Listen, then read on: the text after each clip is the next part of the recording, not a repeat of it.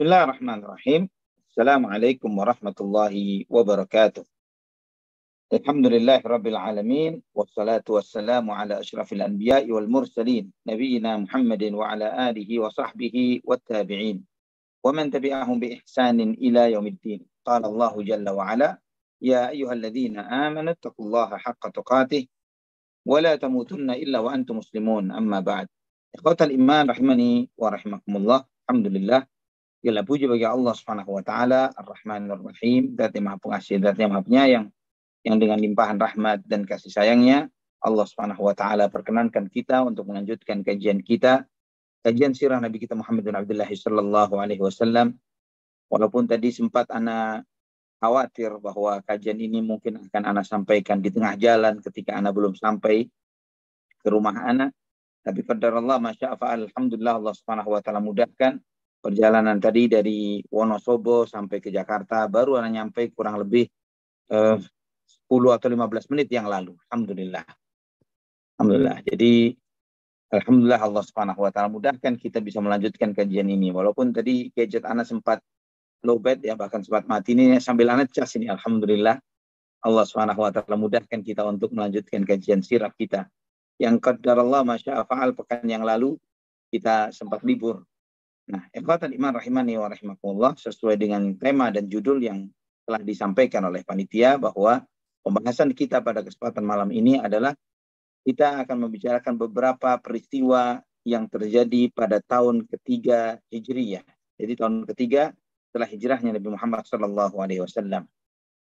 Nah, di antara peristiwa yang terjadi pada tahun ketiga Hijriyah ini adalah sebuah peristiwa ghazwah, yaitu ghazwatu Bani Sulaim. Jadi ghazwah Bani Sulaim. Antum tahu ya perbedaan ghazwah dan syariah. Ya, ghazwah itu adalah sekelompok pasukan yang dipimpin oleh Nabi Shallallahu Alaihi Wasallam.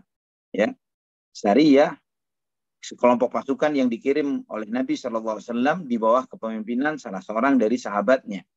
Dan ghazwah ataupun syariah diberi nama seperti itu walaupun terkadang tidak menemui peperangan. Ya, tidak ada peperangan.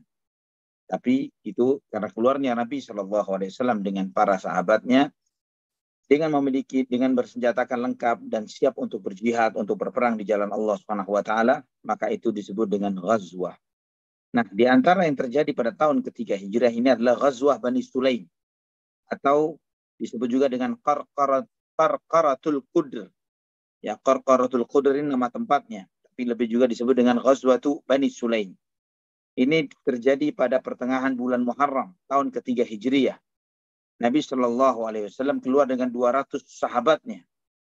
Nah, ini ketika sampai berita kepada beliau Shallallahu Alaihi Wasallam bahwa sekelompok Bani Sulaim dan suku Ghatfan berkumpul di satu tempat namanya Qarqaratul Qudr untuk menyerbu kaum muslimin. Ya, jadi Qarqaratul Qudr ini adalah sumur milik Bani Sulaim. Nah, di situ Nabi ketika mendapatkan informasi bahwa Madinah akan diserang oleh mereka, Nabi Shallallahu Alaihi Wasallam pun menyambut pasukan tersebut dengan 200 orang sahabatnya. Dan Nabi Shallallahu Alaihi Wasallam menyerahkan atau mengamanahkan Madinah kepada Siba' bin Urfutah Al-Ghifari radhiyallahu anhu. Di sini antum mengetahui ya ikhwatal iman, bahwa ketika Nabi Shallallahu Alaihi Wasallam keluar untuk berjihad, beliau Shallallahu Alaihi Wasallam selalu menunjuk seseorang untuk menjadi wakil beliau, ya, untuk menjaga di kota Madinah supaya Madinah itu tidak kosong dari kepemimpinan, sehingga segala hal yang kalau di zaman sekarang misalnya hal-hal yang bersifat administratif, kepemerintahan dan lain sebagainya tidak terhenti, walaupun dari sisi eksternal mungkin negara itu mengalami sebuah krisis tertentu, krisis keamanan misalnya, bukan menyebabkan krisis keamanan, menyebabkan segala administrasi internal terutama terhadap warga negara dan rakyat terabaikan atau tidak diperhatikan. Maka Nabi SAW demikian. Setiap beliau keluar dari kota Madinah, beliau mengamanahkan Madinah kepada siapa. Nah, di sini Nabi SAW mengamanahkan kepada Siba' bin Urfutah Al-Ghifari atau Ibnu Ummi Maktum radhiyallahu anhuma. Adapun rombongan pasukan jihad ini, Nabi Shallallahu Alaihi Wasallam mempercayakan panjinya atau benderanya kepada Ali bin Abu Thalib radhiyallahu anhu. Maka mereka pun melakukan perjalanan sampai ke satu tempat yang disebut dengan Qarqaratul Qudr ini. Ya, sumurnya Bani Sulaim. Nabi SAW menunggu di sana selama 3 hari. Ya, selama 3 malam. Tidak menemui satupun dari Bani Sulaim maupun Ghatfan sama sekali. Kemudian Nabi SAW mengutus salah seorang sahabatnya untuk mencari informasi sampai di dataran tinggi dari lembah tersebut. Dan Nabi SAW menemuinya di bagian dataran rendah dari lembah itu. Dan utusan Nabi SAW ini mendapati beberapa penggembala, ya penggembala onta yang mengembalakan onta-onta milik Bani Sulaim. Dan ikhwatal iman rahimani wa rahimakumullah, Bani Sulaim dan Ghatfan ini adalah 2 kabilah yang ketika Nabi SAW pertama kali masuk ke kota Madinah, beliau SAW memiliki perjanjian damai dengan mereka supaya tidak saling mengganggu dan diganggu. Ya, siapapun yang berinisiatif untuk melakukan penggangguan, maka dia melakukan pembatalan perjanjian terhadap kaum muslimin. Ya, seperti inisiatif yang dilakukan oleh Bani Sulaim atau Bani Ghatfan ini tadi. Dan Bani Ghatfan ini perannya sangat besar, ya, perannya sangat besar sekali di dalam kisah sirah Nabi SAW. Dan karena mereka ini adalah di sisi luar kota Madinah tinggalnya, mereka ini belum mau memeluk Islam sampai nanti, ya, yang lebih parahnya adalah nanti ketika kita membaca peran berat mereka ketika di masa peristiwa perang Ahzab atau perang Khandaq. Nah, ikhwatal iman rahimani wa rahimakumullah. Ketika ditangkaplah penggembala ini, penggembala onta itu yang bernama Yasar, ditanya oleh Nabi SAW dan para sahabatnya, mana yang lain? Maka dia mengatakan, la ilma li bihim, innama uridu li khimsin, wa hadha yaumu rib'i. Ya, si Yasar ini tadi, si penggembala itu, dia mengatakan, saya nggak tahu apapun. Saya cuma menggembalakan onta. Yang memang dia ditugasin untuk menggembalakan onta milik Bani Sulaim. Dan ini memang harinya, saatnya mereka, onta-onta itu untuk minum air pada saat ini. Nah, subhanallah. Ikhwatal iman rahimani wa rahimakumullah. Dan pemuda itu mengatakan, si Yasar ini mengatakan, mereka sudah pergi meninggalkan air ini, dan saya sendirian dengan onta-onta ini. Maka di situ Nabi SAW tidak mendapati satupun orang-orang yang pada awalnya berupaya untuk mengepung dan ingin menyerbu kota Madinah. Maka Nabi SAW pun balik ke kota Madinah dengan membawa pemuda tadi, Yasar itu tadi, dan onta-onta yang digembalakannya. Ya, semua onta-onta yang digembalakannya karena pengkhianatan Bani Sulaim terhadap Nabi SAW. Sampai pulang ke Madinah dengan membawa kurang lebih 500 ekor onta, dan Nabi SAW mengeluarkan 1/5-nya dan membagikan 4/5-nya kepada kaum muslimin. Ya, sehingga banyak umat Islam pada saat itu masing-masing mendapatkan 2 ekor onta, 2 ekor onta. Dan Yasar, si pemuda itu, menjadi hak Nabi SAW, namun artinya dia menjadi budak Rasulullah SAW, namun dimerdekakan oleh Nabi SAW. Di dalam perjalanan ini, ya, di dalam peristiwa Ghazwah Bani Sulaim, Nabi meninggalkan kota Madinah kurang lebih 15 hari. Ya, kurang lebih 15 hari, sebagaimana disebutkan dalam kisah dalam sirah Ibnu Hisham.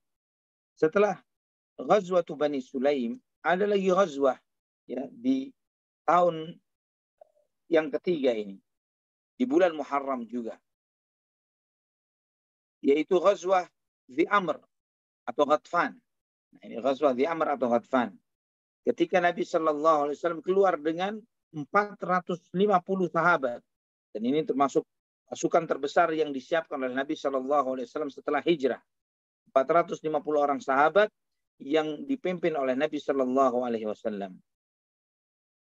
Ini peristiwa adalah pasukan terbesar yang dibawa oleh Nabi sebelum peristiwa Uhud. Nah, ikhwatal iman. Pada saat itu Nabi SAW menunjuk untuk menjadi wakil beliau di kota Madinah adalah Utsman ibnu Affan radhiyallahu anhu. Karena ini pun Nabi SAW mempersiapkan pasukan ini setelah mendapatkan informasi dari beberapa intelijen beliau yang menunjukkan, yang memberitahukan bahwa sekelompok dari suku Ghatfan dan Bani Tha'labah bin Muharib, mereka berkumpul di satu tempat yang disebut dengan Dhu Amr, ya, di Najd, dan mereka ingin menyerbu pinggiran kota Madinah. Ini mereka telah menyiapkan itu semuanya. Mereka sudah mendekati pinggiran kota Madinah. Namun ketika mereka mendengar bahwa Nabi Shallallahu Alaihi Wasallam sedang menyerbu, sedang mendekati mereka dengan membawa 450 orang pasukan, 450 orang sahabat, mereka pun lari tunggang langgang. Mereka meninggalkan tempat yang sudah mereka sampai di sana, yaitu pinggiran kota Madinah. Ikhwatal iman rahimani wa rahimakumullah. Di mereka, ketika orang-orang musyrikin ini lari, mereka tidak langsung mereka balik ke tempat asalnya. Mereka memantau, mereka melihat bagaimana Nabi Shallallahu Alaihi Wasallam dan para sahabatnya. Dan memang Nabi Shallallahu Alaihi Wasallam ketika mengejar satu pasukan musuh yang menyerbu mereka, menyerbu kota Madinah, tidak langsung ketika tidak didapati kemudian balik ke kota Madinah, tapi ditunggu oleh Nabi 2, 3, 5, 10 hari untuk ingin mengetahui pergerakan mereka, dan kemudian Nabi SAW menyebarkan intelijennya ke sana dan kemari untuk mencari tahu, ya, ke titik mana mereka pergi, kemana mereka, apakah mereka mempersiapkan pasukan ataukah mereka memang betul-betul lari dan yang lain sebagainya. Nah, Nabi SAW terus melanjutkan perjalanannya sampai ke satu tempat yang disebut dengan Dhu Amr dan bertenda di sana. Jadi menurunkan semua pasukannya dan menunggu di sana. Di saat itu terjadi hujan yang sangat deras. Hujan yang luar biasa. Sehingga membasahi pakaian kaum muslimin, termasuk pakaian Rasulullah SAW. Dan para sahabat, mereka mempersiapkan dirinya, mas tenda dan lain sebagainya. Termasuk Nabi SAW, beliau mencari sebuah pohon untuk menjemur pakaiannya. Dan ini semuanya diamati oleh orang-orang musyrikin.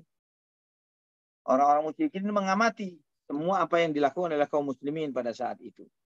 Nah, kaum muslimin pun sibuk dengan diri mereka sendiri. Mengeringkan tubuhnya, kendaraannya, barang-barangnya, pakaiannya, ya. Dan mereka sehingga terlewat dari mengawasi Nabi Shallallahu Alaihi Wasallam. Maka salah seorang dari orang musyrikin mengutus salah seorang pemberani di antara mereka yang disebut, yang namanya adalah Du'thur ibnul Harith. Ya, Du'thur ibnul Harith. Ini diminta untuk, kamu kebetulan Nabi Muhammad SAW sedang sendirian, dia sedang menjemur pakaiannya, kamu datangi dia, bunuh dia. Bunuh Nabi Muhammad SAW.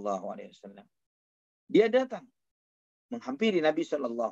Pada saat itu Nabi SAW tidak menyadari bahwa ada seseorang yang sedang menghampirinya dan ingin membunuhnya, bernama Du'thur ibnul Harith ini. Nah, ikhwatan iman rahimani wa rahimakumullah. Ketika Nabi SAW selesai menjemur kainnya, menjemur pakaiannya, beliau berbalik, dia dapati si Du'thur ini dengan menghunuskan pedangnya di wajah Nabi SAW. Ya, dengan mengatakan, "Man yamna'uka minni ya Muhammad." Wahai Muhammad, siapa yang bisa menghalangimu dariku? Ya, dengan todongan pedang di hadapan Nabi SAW. Nabi SAW menjawab, Allah. Beliau menjawab begitu saja.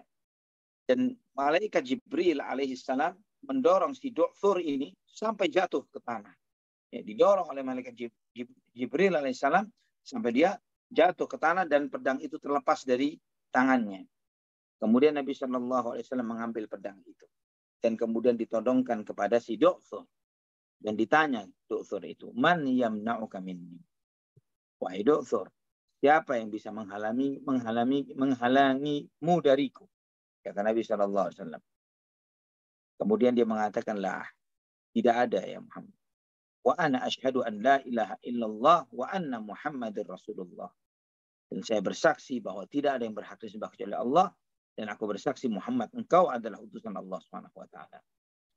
Wa an la ukaththira 'alaika jam'an abadan. Dan saya bersumpah wahai Rasulullah, saya tidak akan mendukung sedikit pun pasukan yang akan menyerangmu, yang akan menyerbumu. Maka Nabi SAW pun mengembalikan pedang. Dikembalikan pedang itu kepada orang tersebut, kepada Du'thur radhiyallahu anhu. Dan Du'thur pun balik. Ketika balik, teman-temannya pada bertanya, apa yang terjadi wahai Du'thur? Apa yang kamu lakukan? Kata Du'thur, dia mengatakan, saya melihat seorang laki-laki tinggi yang mendorong dadaku sampai aku terlempar jatuh. Dan aku tahu bahwa itu bukan manusia biasa, itu adalah malaikat. Dan di situ aku menyaksikan bahwa benarlah dia adalah Muhammad, utusan Allah Subhanahu wa Ta'ala. Saya tidak akan pernah mendukung satu pasukan pun yang dimana ingin menyerbu Nabi Muhammad SAW atau kaum muslimin. Dan bahkan Du'thur lebih dari itu, dia pulang, dia mendakwahi kaumnya untuk masuk Islam. Dan oleh karenanya, karena si Du'thur inilah Allah Subhanahu wa Ta'ala menurunkan firman-Nya di surat Al-Maidah ayat 11. Ya ayyuhalladzina amanu dzkuru ni'matallahi 'alaikum idh hamma qaumun an yabsutu ilaikum aydiyahum fakaffa aydiyahum 'ankum wattaqullaha wa 'alallahi falyatawakkalul mu'minun. Wahai orang-orang yang beriman, ingatlah nikmat Allah Subhanahu wa Ta'ala kepada kalian ketika ada sekelompok kaum yang ingin menyerbu kalian dan Allah menahan tangan-tangan mereka dari kalian. Dan bertakwalah kalian kepada Allah, hendaklah hanya kepada Allah lah orang-orang beriman itu bertawakal. Ikhwatal iman, rahimani wa rahimakumullah. Walaupun ayat ini terkait dengan konteks peristiwa pada masa itu, peristiwa Du'thur ini, dan juga peristiwa Ghazwatu Amr atau perang Ghatfan, namun ayat ini sebagaimana dijelaskan oleh para ulama ahli tafsir bahwa al-ibratu bi'umumil lafzi la bi khususis sabab. Bahwa pelajaran yang bisa kita ambil dari ayat-ayat Al-Qur'an yang Allah Subhanahu wa Ta'ala firmankan kepada Nabi Muhammad sallallahu alaihi wasallam adalah dengan keumuman lafaz, bukan dengan kekhususan sebabnya. Maksudnya apa? Walaupun ada sebab tertentu terhadap turunnya ayat ini, namun ayat ini bukan hanya terkait dengan sebab itu saja, namun juga berlaku umum sampai kapanpun, sampai yaumul qiyamah, sampai hari kiamat. Ayat ini berlaku bagi siapapun kaum muslimin, orang-orang beriman.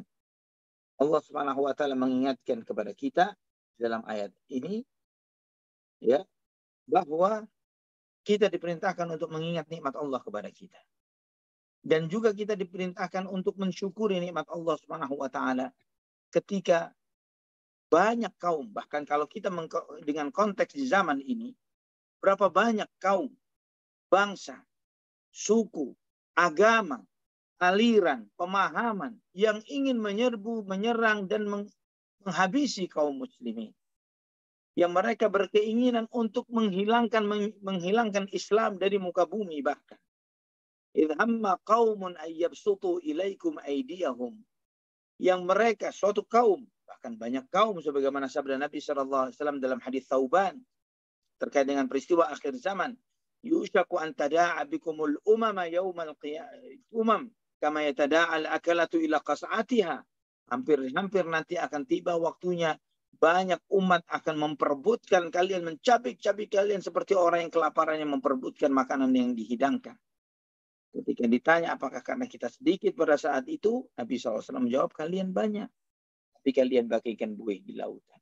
Kalian banyak, tapi kalian bagaikan buih di lautan. Dan itu kita melihat kondisi ini, ikhwatal iman, rahimani wa rahimakumullah. Kemudian kita melihat juga bagaimana upaya orang-orang kafir terhadap kaum muslimin. Kita bicara negeri kita saja. Antum melihat penjajahan yang terjadi di negeri ini, yang dijajah oleh Belanda. Berapa tahun? 10, 20, 30 tahun? 350 tahun. 3,5 abad dijajah oleh Belanda. Yang mereka ini dengan upayanya adalah menebarkan agama. Berupaya untuk mengkristenkan bangsa Indonesia, Nusantara pada saat itu. Yang jika kita melihat bagaimana kuatnya makar mereka, kuatnya persenjataan mereka, siapnya mereka, ya, dan itu mereka support dengan persenjataan, dengan negara, dengan perlengkapan yang bahkan mereka berapa banyak kerajaan-kerajaan kecil yang ada di negeri ini habis semuanya karena penjajahan mereka. Itu pun tidak membuat agama mereka menjadi, jangankan bicara mayoritas, apple to apple saja dengan kaum muslimin pun tidak. Yang harusnya, ya secara hitungan manusia, 350 tahun dengan persiapan kemampuan penjajahan yang seperti itu, setidaknya mereka bisa membuat agama mereka menjadi mayoritas di negeri kita. Tapi atas pertolongan Allah Subhanahu wa taala. Fakaffa aydiyahum ankum. Allah Subhanahu wa taala menahan tangan-tangan mereka dari kalian. Allah Subhanahu wa taala melindungi kita. Itu terjadi dahulu, pun terjadi saat ini. Kita jika melihat ikhwatal iman rahimani wa rahimakumullah, derasnya syubhat dan syahwat. Kita diserbu dari sisi budaya, dari sisi olahraga, dari sisi nyanyian dan musik, dari beragam penjuru.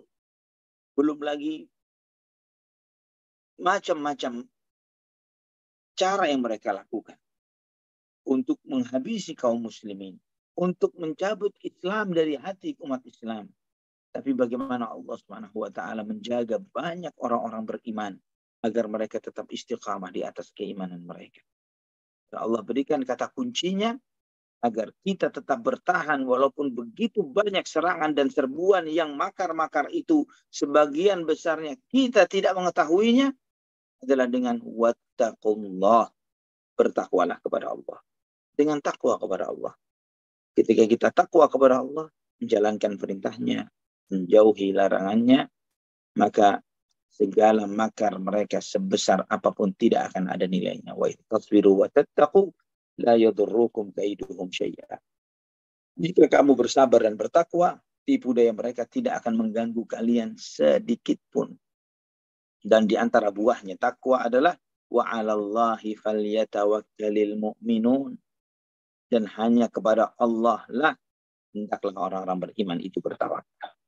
Nah, ikhwatal iman, kisah Du'thur ini sangat populer. Ya, kisah Du'thur ini sangat populer. Namun, kisah yang sangat populer itu terdapat dalam Sahih Bukhari dan Muslim. Namun, ini adalah serupa tapi tak sama. Ya, kalau Du'thur Ibnul Harith yang barusan Anda sampaikan kisahnya, ini tidak terdapat dalam Sahih Bukhari dan Muslim. Tapi terdapat dalam beberapa riwayat-riwayat sirah dan riwayatnya sahih sebagaimana disebut oleh Ibnu Katsir dan yang lain. Ada yang serupa dengan peristiwa Du'thur ini sebagaimana disebutkan di dalam buku-buku sirah dan maghazi, yaitu disebutkan bahwa subjeknya, pelakunya bukanlah Du'thur, tapi yang bernama Ghawras Ibnul Harith. Dan juga redaksinya pun berbeda, walaupun kisahnya serupa, tapi dua hal yang berbeda. Kalau Du'thur bersyahadat, dia masuk Islam. Kalau Ghawras Ibnul Harith, dia tidak masuk Islam. Ya, dan itu terjadi pada peristiwa Dzatur Riqa'. Ya, pada peristiwa Dzatur Riqa' yang nanti insya Allah kita akan membahasnya. Ikhwatal iman rahimani wa rahimakumullah, Imam Al-Baihaqi dan juga Al-Hafidz Ibnu Katsir menyampaikan di dalam Al-Baihaqi dalam Dalailun Nubuwah, beliau menyampaikan dan akan muncul kisah serupa bahwa Nabi SAW ditodong senjata oleh seseorang dan orang itu bertanya siapa yang bisa melindungimu, dan Nabi SAW menjawab dengan Allah. Kisah serupa ini akan terjadi ya pada peristiwa Dzatur Riqa', Ghazwatu Dzatur Riqa', yang menyerupai hal ini, namun itu adalah dua kisah yang berbeda. Dua kisah yang berbeda. Juga Al-Hafidz Ibnu Katsir menyampaikan yang sama dalam Al-Bidayah wan Nihayah. Beliau mengatakan bahwa in kanat hadhihi mahfuzatan fahiya ma ghairuha qat'an, bahwa riwayat ini adalah sahih dan itu adalah berbeda dengan riwayat yang lainnya. Lianna dzalika ar-rajul ismuhu Ghawras Ibnul Harith, karena di dalam peristiwa Dzatur Riqa' yang menodong Nabi SAW bernama Ghawras Ibnul Harith, dan dia tidak masuk Islam, bahkan tetap di dalam agamanya yang musyrik, dan tidak ada komitmen untuk tidak memerangi Nabi SAW. Ini jadi dua kisah yang berbeda yang terjadi pada diri Nabi SAW. Dan ini tidak heran, ya, di masa itu Nabi SAW menghadapi orang-orang yang berupaya, berkeinginan untuk membunuh beliau. Ini adalah hal yang sangat wajar. Ya, sesuatu yang memang dihadapi oleh Nabi SAW bahkan sebelum beliau hijrah ke kota Madinah.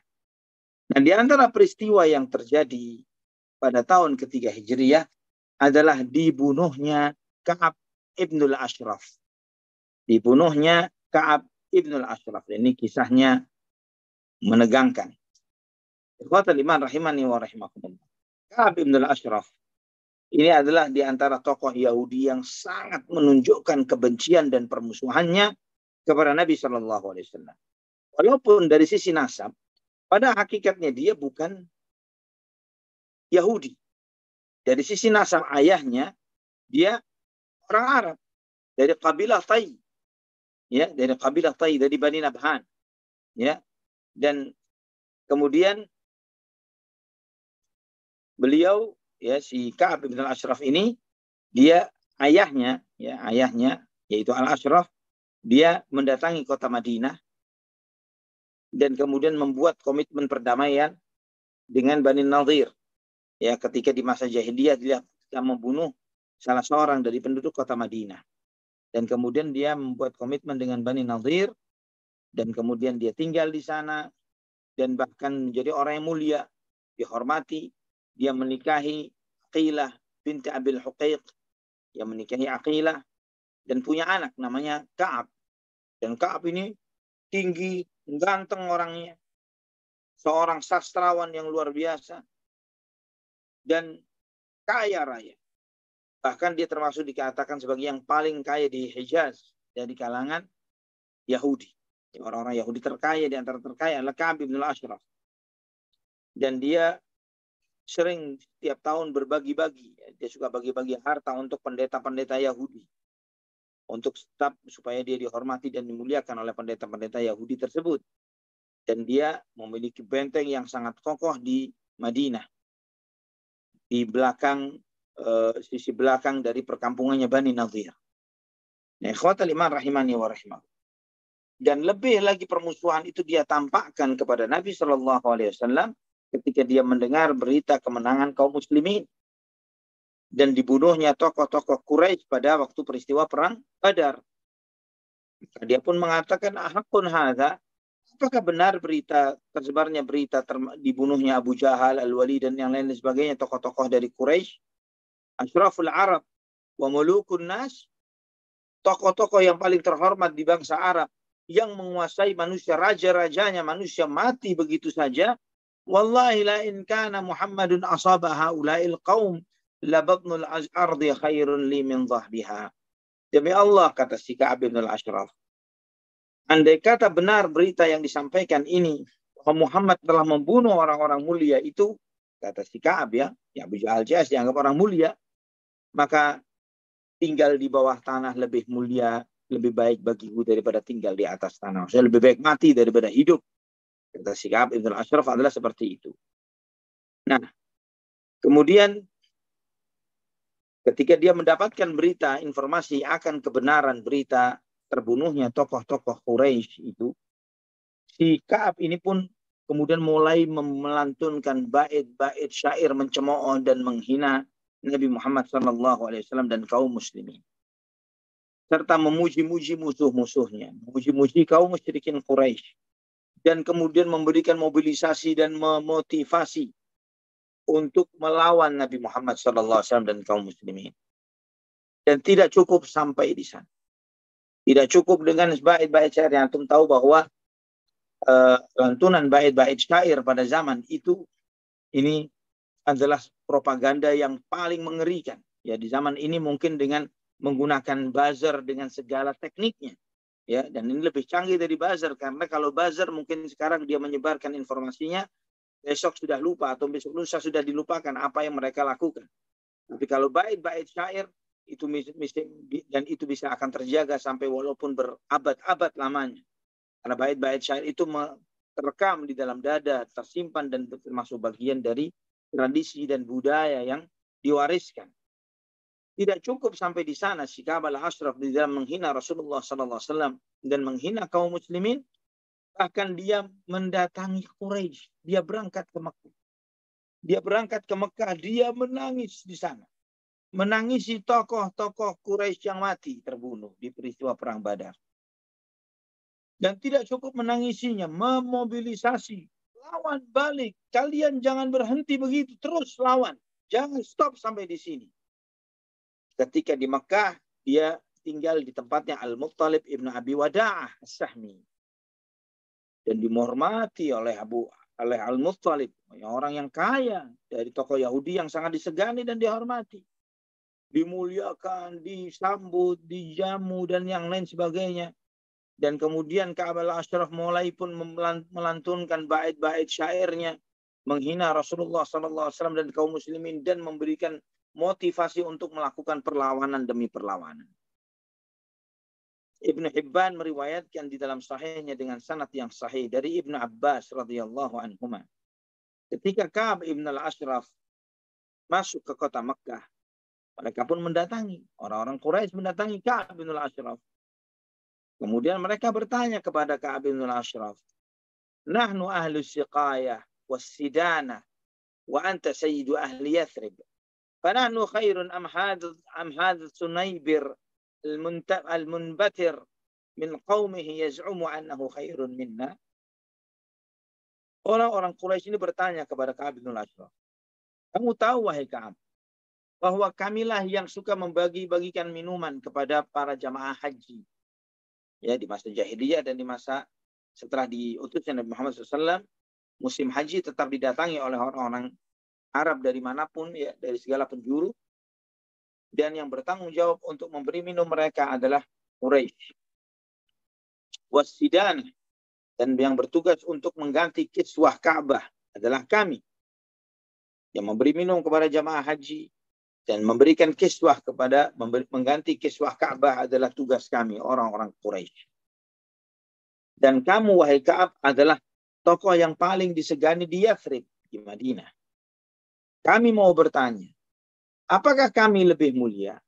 Ataukah orang yang tidak punya anak itu, yang tidak punya penerus sama sekali, maksudnya Nabi Muhammad SAW, dan yang dia mengklaim bahwa dia lebih baik atau bahkan orang yang terbaik di antara kita? Maka si Ka'ab al-Ashraf pun mengatakan, "Antum khairun minhu." Kalian, wahai Quraisy, lebih baik daripada dia, daripada Muhammad. Maka itulah sebabnya Allah Subhanahu wa taala turunkan, "Inna a'tainakal kautsar fashalli li rabbika wanhar inna syani'aka huwal abtar." Sesungguhnya yang menghinamulah dialah yang bakal buntung dan bangkrut. Dan juga turunlah firman Allah di surat An-Nisa ayat 51. Allah berfirman, "Alam tara ila alladhina utu nasiban minal kitabi yu'minuna bil jibti wat taghuti wa yaquluna lil ladzina kafaru haula'i ahda minal ladzina amanu sabila." Ya, surat An-Nisa ayat 51. Apakah kamu tidak perhatikan kepada sebagian orang, kepada orang-orang yang Allah berikan kepada mereka sebagian dari Alkitab? Mereka beriman kepada sihir dan taghut, dan mereka mengatakan kepada orang-orang kafir bahwa orang-orang kafir itu lebih benar jalannya, lebih mendapatkan petunjuk ketimbang orang-orang beriman. Dan sikap ini, dengan sikap-sikap perlawanannya, dia lupa bahwa dia tinggal di kota Madinah. Dia lupa bahwa dia memiliki perjanjian, komitmen untuk tidak saling ganggu dan tidak saling menzalimi terhadap kaum muslimin. Dia lupa bahwa Madinah sudah di bawah kekuasaan Rasulullah Sallallahu Alaihi Wasallam. Yang Nabi Sallallahu Alaihi Wasallam sebagai seorang kepala negara, beliau Sallallahu Alaihi Wasallam memiliki kekuasaan tertinggi untuk menjaga keamanan dan stabilitas yang ada di kota Madinah. Jangan sampai segala tindakan-tindakan makar yang terselubung yang dilakukan oleh sebagian orang dan mengacaukan stabilitas dan keamanan di kota Madinah. Dan si Ka'ab ini setelah apa yang dia lakukan di Mekah, dia balik lagi ke Madinah dengan kondisi yang sama. Dengan kondisi yang sama. Bahkan tidak cukup sampai di sana. Dia mencemooh dengan bait-bait syairnya, menghina wanita-wanita sahabat. Menghina mereka, menyakiti mereka, ya, dan menggoda mereka dengan bait-bait syair. Maka ketika sudah sangat melampaui batas, Maka Nabi Shallallahu Alaihi Wasallam pun mengutus kepada sebagian sahabatnya, menawarkan kepada mereka, man li Ka'ab ibn al-Ashraf, fa innahu adza Allah wa rasulah. Nabi Shallallahu Alaihi Wasallam bersabda, siapa yang mau mengambil langkah untuk membunuh Ka'ab ibn al-Ashraf, karena dia telah menyakiti Allah dan Rasulnya. Maka majulah beberapa orang sahabat. Di antaranya Muhammad bin Maslamah, Abbad ibn Bishr, Abu Nailah Silkan bin Salamah.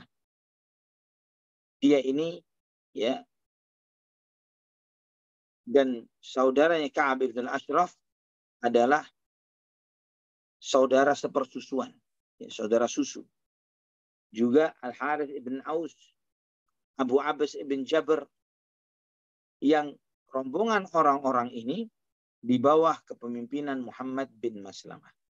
Jadi kalau bisa dikatakan dengan bahasa kenegaraan sekarang, ini adalah misi intelijen. Ya, misi intelijen yang ditugaskan oleh Nabi Shallallahu Alaihi Wasallam kepada para sahabatnya untuk menghabisi si Ka'ab bin al-Ashraf yang telah berbuat jahat dan berbuat makar di kota Madinah, yang berupaya untuk membuat ketidakstabilan di kota Madinah dan berupaya untuk merusak keamanan yang ada, bahkan memobilisasi musuh-musuh di luar Madinah untuk datang menyerbu kota Madinah. Ini adalah rencana makar yang jahat. Dan Ka'ab bin al-Ashraf bukanlah seorang politikus pinggir jalan yang duduk begitu saja dan kemudian dia bicara sana kemari dan tidak ada yang mendengarnya. Dengan jabatan dan kedudukannya, Ka'ab bin al-Ashraf dengan orang yang paling dihormati di kota Madinah, orang yang paling banyak duit dan berharta, dan dia terus menyuarakan dan bahkan membiayai, ya, dan tidak cukup sampai di sana, dia bahkan menyakiti kaum muslimin dan istri-istri kaum muslimin. Sikap yang seperti ini tidak bisa dibiarkan, didiamkan, terutama oleh seorang kepala negara. Segala tindakan makar yang membuat mengganggu keamanan dan stabilitas keamanan nasional, hal yang seperti ini harus diakhiri. Ikhwatal iman rahimani wa rahimakumullah. Dalam riwayat yang sahih dalam Sahih Bukhari dan Muslim, Nabi Shallallahu Alaihi Wasallam bersabda, man li Ka'ab ibn al-Ashraf, fa innahu qad adallaha wa rasulah. Siapakah yang mengambil alih untuk mengambil langkah untuk membunuh Ka'ab bin al-Ashraf, karena dia telah menyakiti Allah dan Rasulnya. Maka Muhammad bin Maslamah pun mengatakan, ya Rasulullah, atuhibbu an aqtulahu? Apakah kamu menginginkan agar aku membunuhnya? Nabi sallallahu alaihi wasallam jawab, na'am. Kemudian Muhammad bin Maslamah pun bertanya, radhiyallahu anhu, fa'dhan li an aqula syai'an. Izinkan aku ya Rasulullah untuk membuat makar tertentu. Nah, ini perlu untuk pahami ya ikhwatal iman, bahwa dalam konteks perang, membuat makar dan tipu daya ini sesuatu yang dibolehkan. Oleh karena itulah Imam Bukhari ketika menyebutkan dalam riwayat tentang riwayat ini, beliau menyebutkan dalam sahihnya bab al-kadzib fil harb, bab kebohongan di dalam perang. Ya, bab kebohongan di dalam perang. Dan Nabi SAW mengatakan, lakukan. Nah, kisahnya cukup panjang, cukup menegangkan, dan banyak pelajaran yang bisa diambil. Ana menggambarkan sedikit pengalaman Ana ketika berdialog beberapa belas tahun lalu dengan beberapa pendeta terkait dengan kisah ini. Yang salah satunya pendeta itu adalah pendeta dari Amerika pada saat itu, tapi pakai penerjemah, ya, dengan penerjemah. Namun ada beberapa pendeta dari Indonesia terkait dengan dia menanyakan bagaimana Muhammad berencana membunuh salah seorang warga negaranya, si Ka'ab bin al-Ashraf dan lain sebagainya. Sampaikan. Bahkan subhanallah itu diamini oleh para pendeta yang lainnya yang ada dari Indonesia. Dia mengatakan dia kepala negara. Dengan apa yang dilakukan oleh Ka'ab pada saat itu untuk memobilisasi masyarakat, untuk memobilisasi melawan pemerintahan yang sah, mengganggu keamanan, menyakiti sana dan sini, menghina dan lain sebagainya, ini adalah suatu tindakan yang sudah sesuatu yang subversi. Dan tindakan subversi ini dalam aturan negara modern pun ada ketentuannya. Ada ketentuannya. Bagaimana dengan syariat Islam yang pada saat itu baru tumbuh di tahun ketiga Hijrah, baru saja masih hangat di benak mereka tentang peristiwa Badar, ya, dan segala dampaknya, dan masih kuat gemuruh amarah dan emosi Quraisy terhadap Nabi Shallallahu Alaihi Wasallam dan kaum muslimin. Namun si Ka'ab bin al-Ashraf tetap bersikukuh dan terus bersuara untuk memobilisasi memobilisasi perlawanan terhadap Nabi Muhammad Shallallahu Alaihi Wasallam. Dan itu pengkhianatan terhadap perjanjian, dan itu adalah tindakan makar dan tindakan subversi yang tidak bisa didiamkan. Dimanapun seseorang itu tinggal, di negeri manapun dia tidak akan didiamkan dengan segala tindakan-tindakan yang seperti ini dengan dalih HAM atau yang semisalnya. Namun ikhwatal iman, karena ceritanya masih panjang, dan juga anak tidak menginginkan bahwa kisah ini anak sampaikan begitu saja, anak lepas ke antum dan kemudian penuh dengan tanda tanya di benak antum terkait bagaimana ada begini, bagaimana begitu, tanpa anak menjelaskan hikmah demi hikmah dari peristiwa ini, maka anak tunda kisah ini untuk kajian yang akan datang. Insya Allah sekaligus juga kita mengambil hikmah-hikmah dan pelajaran apa saja yang dijelaskan oleh para ulama terkait dengan peristiwa dibunuhnya Ka'ab ibn al-Ashraf oleh kaum muslimin pada saat itu nanti. Insya Allah ya, pada kesempatan akan datang. Nah, mungkin kajian kita cukupkan sampai di sini. Silahkan kalau ada yang mau ditanyakan dari materi yang disampaikan. Barakallahu fiik.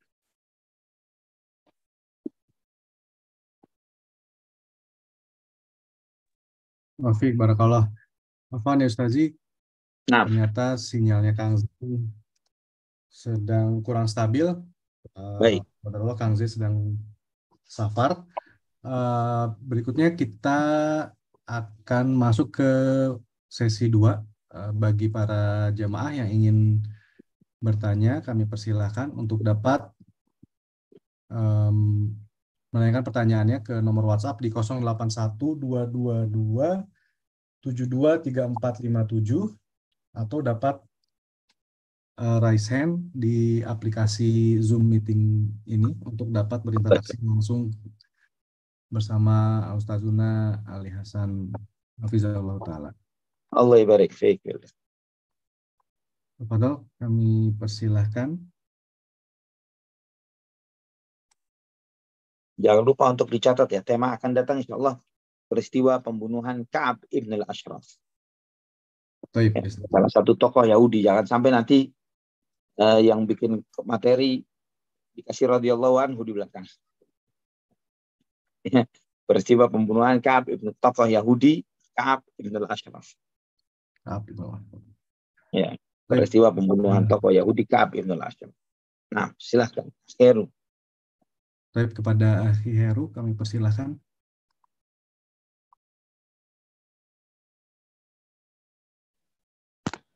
Assalamualaikum Ustaz. Waalaikumsalam warahmatullahi wabarakatuh. Sehat Ustaz? Alhamdulillah bikhair wa afiyah. Antum sehat? Alhamdulillah Ustaz. Gini Ustaz, kadang-kadang saya itu berpikir ya, sampai saat ini nih, saya itu kok belum pernah ikut perang gitu ya. Sementara para sahabat belum pernah ikut perang? Iya. Nah, saya kadang-kadang berpikir gini, apakah Allah itu ridho dengan cara hidup saya seperti ini gitu ya. Nah, sementara kondisi saat ini, saya secara pribadi mengkategorikan ada kewajiban perang gitu. Suaranya jelas? Halo? Tes. Saudara, sepertinya sinyal dari Ustadz Ali. Tes. Halo?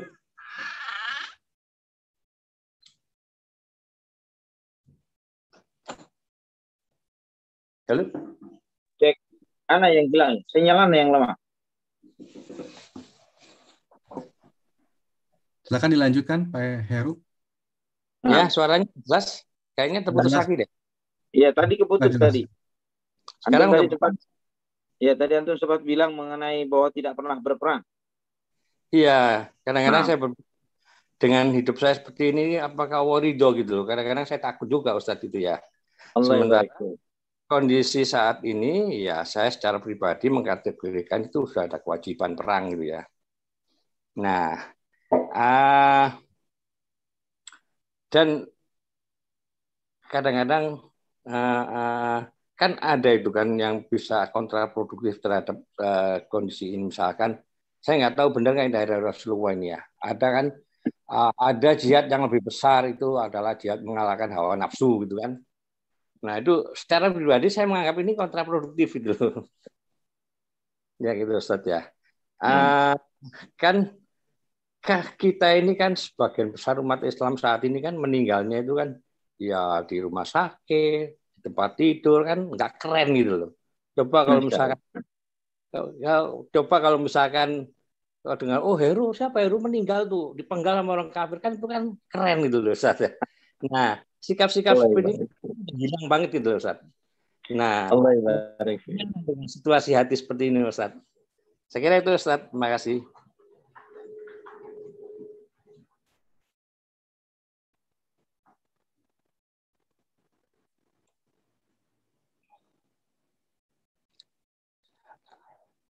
Cek suara.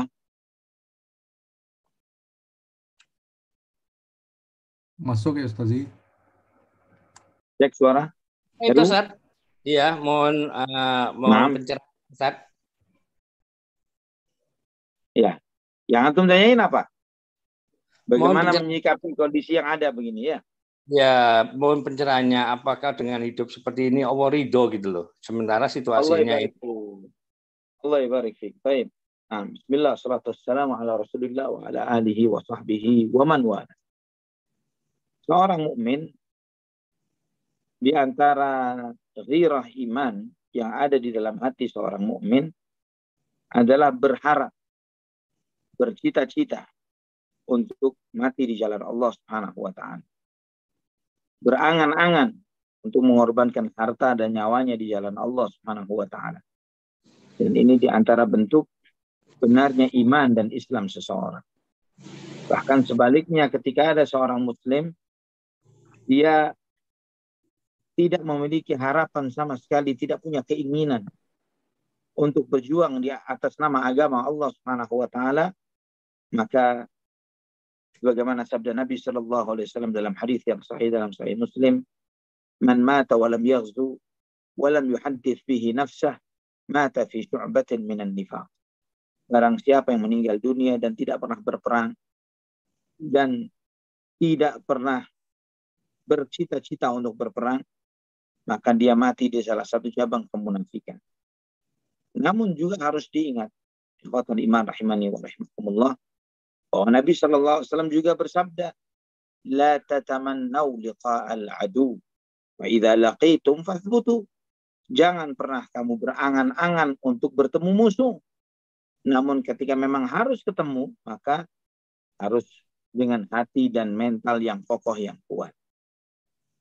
Dan juga kita harus mengingat bagaimana seseorang akan berjihad melawan orang-orang kafir di medan perang kalau melawan hawa nafsunya dia nggak menang. Bahkan di antara apa yang dijelaskan oleh para ulama seperti Imam Ibnu Qayyim di dalam Zadul Ma'ad, beliau menjelaskan tentang jihad. Beliau mengatakan jihad itu bertingkat-tingkat. Ada yang fardu ain dan ada yang fardu kifayah. Yang fardu ain itu setidaknya 2 jihad yang non-stop terus-menerus kita terus berjihad sampai hari ini. Yaitu jihad melawan hawa nafsu kita dan jihad melawan syaitan. Ini fardu ain. Setiap individu muslim wajib berjihad melawan hawa nafsunya dan syaitan. Adapun jihad melawan orang kafir, antum melihat, kita membaca di dalam sirah Nabi kita Muhammad SAW ini, sampai detik ini pun, kita mempelajari bahwa pasukan Nabi SAW yang beliau keluar untuk berjihad, ghazwah-ghazwah ini, Semuanya adalah untuk menyambut datangnya serangan musuh. Bukan inisiatif untuk berperang. Bukan inisiatif untuk memang merusak perjanjian perdamaian, ya, dan kemudian menimbulkan kerusakan di muka bumi, karena itu bukanlah sifat dan sikap dari dakwah Islam. Dan ikhwatul iman rahimani wa rahimakumullah. Memang kita tahu bahwa Islam ini mulia dengan dua hal, yaitu dengan jihad dan ilmu. Dengan jihad dan ilmu. Namun mana yang dikedepankan dari dua hal ini? Apakah jihad ataukah ilmu? Ilmu. Ilmu yang lebih dikedepankan. Dan jihad dengan ilmu ini adalah jihad di era informasi seperti sekarang. Ketika perang informasi yang sedahsyat ini, apa yang kita lakukan, teman-teman lakukan dari pekerja mengaji dan tim yang lainnya ikut merilai kajian-kajian ini dan yang sebagainya. Mereka semua sedang berjihad. Kita semua sedang berjihad. Ketika banyak pemaling-pemaling perhatian dari selain Allah Subhanahu wa Ta'ala dan Rasulnya. Antum ketika memegang gadget, antum bisa menonton apapun, bisa melihat apapun, bisa melirik apapun itu. Dan upaya kita di sini adalah menarik perhatian antum agar tidak terpaling ke sana, agar terpaling kepada yang lebih hak dan yang lebih benar. Supaya hati antum benar, supaya hati kita semuanya di bawah bimbingan Allah Subhanahu wa Ta'ala bisa menundukkan hawa nafsu kita. Ini juga adalah tindakan jihad kita melawan orang-orang kafir di sana yang dengan segala media yang mereka punya.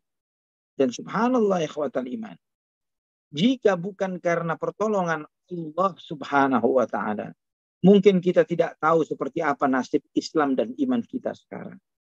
Namun ini murni karena pertolongan Allah. Ketika pertama kali ya antum mendengar atau mendapatkan informasi tentang bagaimana awal mula Instagram muncul misalnya. Wah, ini adalah media kafir. Dia memunculkan begini kekhawatiran yang dahsyat dengan adanya Instagram. Ya, kekhawatiran yang luar biasa bahwa itu adalah di antara sarana orang-orang kafir untuk menebarkan kemungkaran-kemungkaran mereka. Namun, siapa kebayang? Ternyata dakwah di Instagram sangat kuat. Sebagaimana dakwah di YouTube sangat kuat. Bahkan tidak cukup sampai di sana. TikTok. Antum tahu TikTok? TikTok ini sebagian dai bahkan sampai hari ini pun masih a priori untuk men-share konten-konten dakwahnya di TikTok.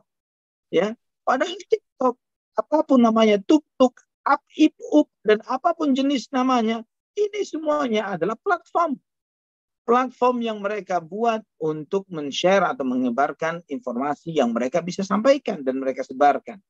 Ketika kita bisa masuk ke sana dan menungganginya dan kemudian menyebarkan dakwah dengan hebat di sana, antum melihat seberapa besarnya pengaruh dakwah ini melalui Instagram, melalui YouTube, bahkan melalui TikTok. Yang platform-platform itu yang menciptakan, mereka yang membentuknya. Facebook sama juga.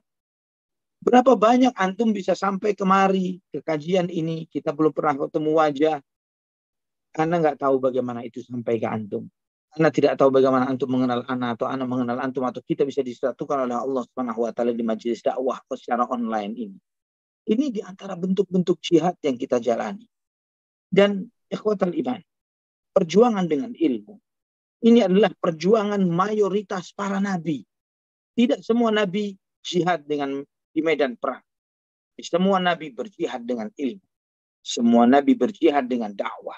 Semua nabi, semua rasul, bahkan imam-imamnya kaum muslimin. Antum tahu imam 4, mazhab yang 4. Jihad mereka, perjuangan mereka adalah ilmu. Yang dengan jihad ilmu ini lintas generasi. Nah, di sini kita menyadari bahwa jihad dengan ilmu adalah bagian yang sangat besar di dalam jihad, terutama di zaman ini. Ketika banyak platform, banyak pemahaman, aliran keagamaan, apapun itu bentuknya, mereka mencoba menarik perhatian pemirsanya, penontonnya. Dan kita punya kekuatan yang dahsyat, yaitu apa? Dakwah kita ini sesuai dengan fitrah manusia. Semua manusia sudah punya benih iman Islam di dalam hati mereka. Setiap fitrah manusia akan mudah dipancing triggernya untuk beriman kepada tauhid, dipancing triggernya untuk beriman kepada yaumul akhir, hari kiamat, dipancing Di-trigger supaya dia untuk memunculkan keimanannya kepada apa yang Allah firmankan. Karena apa yang Allah firmankan di dalam Al-Quran sesuai dengan fitrah manusia, sesuai dengan akal sehat manusia, dan sesuai dengan kehidupan yang Allah telah gariskan di alam semesta. Walillahil hamdu wal minnah. Ini mungkin yang bisa Pak Heru bisa cerna, bahwa upaya kita, upaya antum, dan alhamdulillah Allah barik fik Pak Heru, dengan niatan yang seperti itu, saya sampaikan sebuah kabar gembira sebagai jawaban untuk antum, sebuah hadis yang sahih dalam riwayat Imam At-Tirmidzi, an sa'alallah asy-syahadata bisidqin ballaghahu Allahu manazil asy-syuhada'i wa in mata ala firashihi. Nabi SAW bersabda, dan hadis ini sahih disahihkan oleh Syekh Al-Albani rahimahullah, barang siapa yang dengan tulus, dengan ikhlas meminta kepada Allah mati syahid, Allah subhanahu wa ta'ala akan menempatkan dia bersama para syuhada walaupun mati di tempat tidurnya. Allah ibarik fiik. Baik, terima kasih Ustaz pencerahannya. Allah ibarik fiik. Merubah cara berpikir saya. Yang kadang-kadang selama ini, kadang-kadang dada itu terasa panas gitu, kalau dengerin kafir, dan keinginan sangat kuat itu mau bertindak gitu. Iya, tapi kita tidak. Banyak ilmu yang saya dapat sama Ustadz. Saya sepakat sama Ustadz. Allah ibarik fiik, Pak. Assalamualaikum warahmatullahi wabarakatuh. Waalaikumsalam warahmatullahi wabarakatuh. Waalaikumsalam warahmatullahi wabarakatuh. Jazakallah khair ya Ustazi atas jawabannya, dan Pak Heru untuk pertanyaannya. Jadi berjihad itu tidak hanya di perang saja ya Ustaz ya. Betul. Baik, selanjutnya pertanyaan dari Akhi Dimas. Bismillah, mau bertanya bagaimana cara atau tahapan agar suatu negara bisa menerapkan syariat Islam? Masya Allah. Tahapan yang paling gampang adalah bagaimana kita menegakkan syariat Islam di diri masing-masing kita. Itu yang paling mudah. Kita tidak akan bisa nuntut sono supaya menerapkan syariat Islam kalau sininya tidak menerapkan syariat Islam. Tegakkan syariat Islam pada diri kita. Setiap individu muslim mulai sadar bahwa ini hukum Allah yang harus dijalani. Terkait dengan syariat yang bisa dijalankan, apa diantaranya? Misalnya terkait dengan Allah, menegakkan sholat, sudah benarkah sholatnya? Terkait dengan ibadah-ibadahnya, sudah sesuai sunnahkah? Hukum Allah dan Rasulnya yang ditegakkan untuk ibadahnya. Terkait dengan akhlak dan muamalahnya kepada walidain, kepada kedua orang tua, bagaimanakah akhlak dan adabnya kepada kedua orang tua? Di dalam muamalahnya, apakah sudah tegak syariat Islam di dalam dia mencari nafkah? Apakah halal rezeki yang masuk ke sakunya, ke rekeningnya? Tegakkan syariat itu pada diri Anda, pada keluarga Anda. Maka jika banyak masyarakat rumah tangga yang menerapkan syariat Allah Subhanahu wa taala di rumah tangga itu, maka akan terbentuklah kompleks komunitas muslimin, dan disitulah terbentuknya negaranya kaum muslimin atau negara Islam. Allahu a'lam bishawab. Baik. Jazakallah khair ya Ustazi atas jawabannya. Jazakallah khair. Pertanyaan selanjutnya dari Ibu Ratna Kartini dari YouTube. Nah, Inilah Ustadz yang terjadi saat Rasulullah dihalangi pedang, dan ini ada kemiripan dengan peristiwa yang lain. Mohon pencerahan atas dua peristiwa tadi. Barakallahu fiik. Wafik barakallah.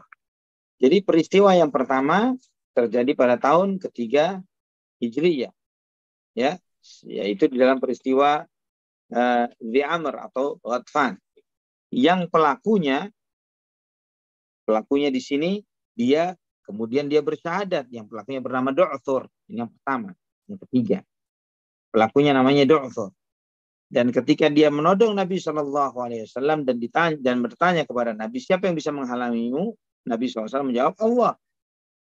Dan di saat itu dia didorong oleh malaikat Jibril alaihissalam, sehingga dia jatuh dan pedang itu terlempar dari tangannya. Setelah itu Nabi SAW mengambil pedang tersebut dan menodongkan balik kepada orang itu. Dan Nabi SAW bertanya kepada dia, siapa yang bisa menolongmu, yang mencegahmu dariku? Maka dia mengatakan tidak ada siapapun. Dan Du'fur pada saat itu bersyahadat. Ini peristiwa yang pertama. Dia bersyahadat. Dan bersyahadat, dan kedua, dia berkomitmen. Tidak akan ada di rombongan masyarakat, di rombongan pasukan yang melawan Nabi Shallallahu Alaihi Wasallam. Ini ada dua komitmen dia. Komitmen syahadat sebagai seorang Muslim dan tidak akan memperbanyak kelompok atau pasukan di mana mereka ingin melawan Nabi Muhammad atau kaum muslimin. Adapun kasus yang kedua, yaitu di Ghazwatu Dzatir Riqa'. Kedua di Ghazwatu Dzatir Riqa'. Yang nanti insya Allah masih beberapa tahun ke depan itu terjadinya. Pelakunya bernama Ghawraf ibnul Harith. Ghawraf ibnul Harith. Nah, bedanya dia ketika dia menodong Nabi SAW, Nabi SAW menjawab Allah, pedangnya jatuh. Nabi SAW mengambil pedang.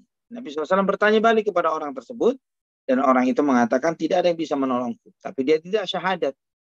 Pedang itu ditaruh oleh Nabi dan ditinggalkan pergi oleh Nabi begitu saja. Ini dia ditinggal begitu saja.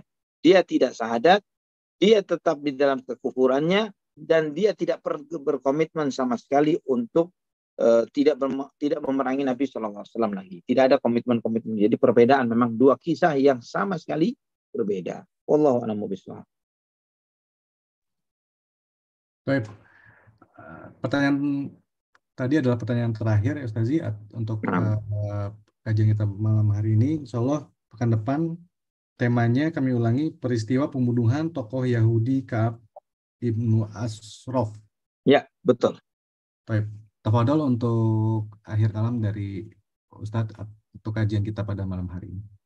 Allah ibarik fik. Nama ikhwatal iman rahimani wa rahimakumullah. Kita melihat kajian sirah ini bukanlah kajian sederhana. Ini kita belajar tentang sejarah hidup manusia yang sangat berdampak terhadap perubahan nasib dunia. Nasib akhirat seseorang. Kajian hidup seseorang yang dijadikan sebagai uswatun hasanah. Yang otomatis setiap pilihan-pilihan langkah dan keputusan beliau sallallahu alaihi wasallam adalah sesuatu yang bisa dicontoh dan ditiru. Sesuatu yang memang Allah Subhanahu wa taala jadikan sebagai standar dan tolak ukur untuk mengukur diri kita. Sikap-sikap terutama di dalam berdakwah. Ya, seorang dai, seorang penuntut ilmu yang berdakwah sangat butuh untuk paham sirah Nabi sallallahu alaihi wasallam. Jika tidak, kacau balau segala tindakan-tindakan dan perilakunya. Pasti berantakan sikap-sikapnya. Berbeda dengan mereka yang mengkaji sirah, mempelajari sirah dan paham sirah Nabi Shallallahu Alaihi Wasallam. Dan ingat, saya ingatkan sekali lagi terkait dengan pertanyaan Pak Heru tadi dari Cilegon, bahwa Nabi kita Muhammad Shallallahu Alaihi Wasallam ketika 13 tahun di kota Mekah dengan kondisi yang mustad'af, tertindas, terintimidasi, lemah, tidak punya kuasa. Para sahabatnya dizalimi dan disakiti. Bahkan beliau pun sallallahu alaihi wasallam pun disakiti. Ya. Dan juga berhala sedemikian masifnya di sekeliling Ka'bah. Beragam kemunkaran dan kefasikan ditontonkan. Tapi kondisi kaum muslimin lemah. Tidak punya kekuasaan, tidak punya pasukan, tidak punya ini dan itu. Apa pilihan sikap Nabi sallallahu alaihi wasallam? Apakah bertindak anarkis? Ataukah bertindak sesuatu yang inkonstitusional? Ya, tidak mengikuti sesuatu yang sehingga membuat gaduh, mengganggu stabilitas dan keamanan, atau membuat hal-hal yang membuat makar-makar tertentu, gerakan bawah tanah, itu semuanya tidak pernah dilakukan oleh Nabi kita Muhammad SAW. Tetap sesuai dengan konstitusi Al-Quran dan Sunnah Nabi SAW. Ini dakwah, bukan gerakan politik. Dakwah itu mengajak manusia untuk bukan menguasai negeri mereka. Bukan untuk memperebutkan, mengeksploitasi hasil bumi mereka. Lah, tujuannya menguasai hati mereka supaya mereka masuk surga. Itu tujuan kita berdakwah. Bukan untuk menguasai buminya. Bukan untuk memperebutkan kursinya. Bukan untuk mengambil jabatannya. Tapi mengambil hatinya untuk nolong dia. Untuk membuat dia beriman kepada Allah Subhanahu wa taala. Supaya dia selamat dari tipu daya makar syaitan. supaya mereka tidak mengikuti bisikan dan bujukan syaitan. Ini yang harus ditanamkan di dalam hati setiap dai, setiap orang yang berdakwah di jalan Allah Subhanahu wa taala. Supaya kita tidak salah orientasi dan supaya ketika kita marah dan emosi, kesal melihat kemungkaran yang ada, tidak sampai terbawa membuat kita ini bertindak hal-hal yang munkar juga. Bahwa amar ma'ruf harus dengan cara yang ma'ruf dan nahi munkar pun harus dengan cara yang ma'ruf. Ya, tidak boleh nahi munkar dengan cara yang munkar. Wallahu taala ala wa alam bisawab. Mungkin ini yang bisa kita ambil pelajarannya, dan insyaallah pada kajian yang akan datang akan lebih banyak lagi pelajaran yang bisa kita ambil dari perjalanan sirah Nabi kita Muhammad sallallahu alaihi wasallam. Semoga Allah Subhanahu wa taala menganugerahkan kepada kita keistiqamahan di atas Al-Qur'an dan sunnah Nabi sallallahu alaihi wasallam, dan diberikan anugerah ilmu dan pemahaman yang benar sesuai Quran dan sunnah, supaya kita benar di dalam menjalankan syariat ini sesuai dengan ridhonya Allah Subhanahu wa taala. Wallahu taala ala wa alam bisawab. Kita cukupkan sampai di sini, kita tutup dengan doa kafaratul majlis. Subhanakallahumma wa bihamdik asyhadu an la ilaha illa anta wa astaghfiruka wa atubu ilaik. Wassalamu alaikum warahmatullahi wabarakatuh.